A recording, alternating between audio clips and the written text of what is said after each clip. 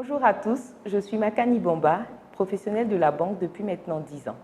Le secteur bancaire en Côte d'Ivoire, c'est 3 milliards de PNB réalisés en 2017.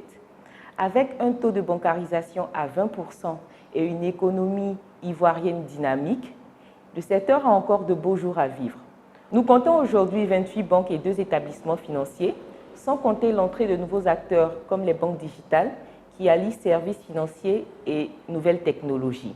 Avec pour objectif d'accroître l'inclusion financière, la digitalisation de ces services et l'accompagnement des PME, les banques ivoiriennes redoublent aujourd'hui d'efforts pour conquérir de nouveaux clients. Nous allons aujourd'hui aborder le thème de comment choisir sa banque. Pour choisir votre banque, vous devez déjà déterminer votre profil, votre âge, votre situation professionnelle, vos motivations. Un jeune cadre dynamique de 25 ans n'aura pas les mêmes motivations qu'un professionnel de la pharmacie qui souhaite changer sa zone d'exploitation. Le jeune cadre va être plutôt attiré par l'autonomie dans la gestion de ses comptes. Le pharmacien sera plutôt attiré par la sécurité et la proximité de son établissement bancaire. La deuxième chose à prendre en compte, c'est vos besoins, vos attentes et vos projets. Les projets, pas seulement à court terme, mais aussi ceux à moyen et à long terme. Voulez-vous une banque pour juste domicilier votre salaire ou voulez-vous une banque pour pouvoir avoir un crédit immobilier ou faire des placements financiers? Celui qui a des projets plutôt structurants aura besoin d'accompagnement, de conseils et d'expérience. Il sera plutôt attiré par des banques traditionnelles. Le client qui a plutôt un profil, qui a juste besoin de domicilier son salaire, pourra se tourner vers des banques digitales ou plutôt vers des banques en ligne.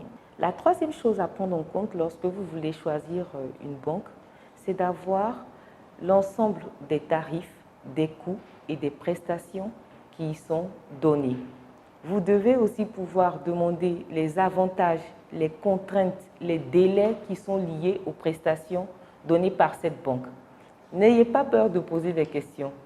Prenez le temps de faire un entretien avec votre interlocuteur bancaire et de lui poser toutes les questions dont vous avez besoin pour faire votre choix. Ne tenez pas compte juste du tarif, car selon vos besoins et vos attentes, la prestation peut avoir un coût. Si vous avez besoin d'un accompagnement précis sur du crédit, sur des placements financiers ou même un accompagnement personnalisé, la prestation bancaire pourrait être plus chère. Vous serez emmené à partir vers des banques de niche, des banques de petite taille, où vous aurez l'opportunité d'être accompagné, d'être mieux accompagné et d'être plus écouté. N'hésitez pas aussi à vous servir de tous les canaux. Demandez tous les canaux mis à disposition par la banque pour pouvoir rentrer en contact avec elle. Ne vous limitez pas au canal téléphonique. Vous avez aussi les canaux digitaux comme les mails, comme les services de relations clientèle qui peuvent vous permettre d'accéder à la banque. Il faut aussi tenir compte de vos besoins, de vos attentes et de vos projets.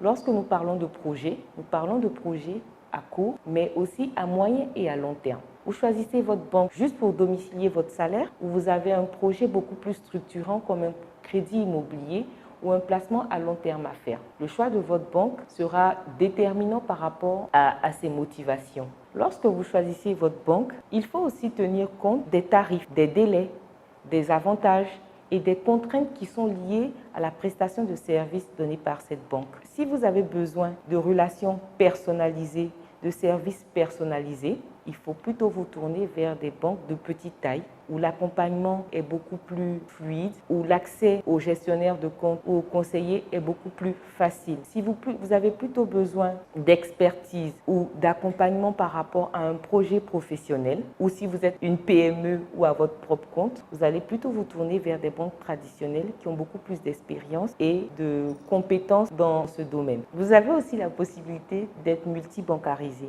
En troisième lieu, vous devez aussi tenir compte des services et prestations proposées par la banque. Quels sont les coûts, les tarifs? Quels sont les délais, les avantages et les contraintes qui sont liés à leurs prestations de services? Si vous êtes motivé plus par le tarif, vous pouvez être enclin à aller vers les banques en ligne qui vont vous proposer des tarifs à moindre coût, mais qui seront limitées dans leur prestation de services.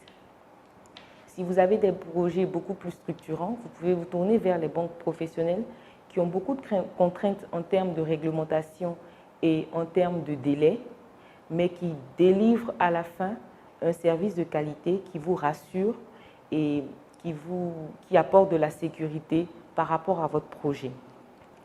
N'hésitez pas à poser beaucoup de questions, n'hésitez pas à comprendre les différents thèmes qui sont abordés et à revenir sur les sujets que vous n'avez pas compris. Dans votre choix de banque, il faut que vous ayez une démarche structurée. Il faut se rendre disponible pour poser des questions. Il faut être à l'écoute des informations qui vous sont données et faire un équilibre entre les avantages et les contraintes par rapport aux propositions qui vous seront faites.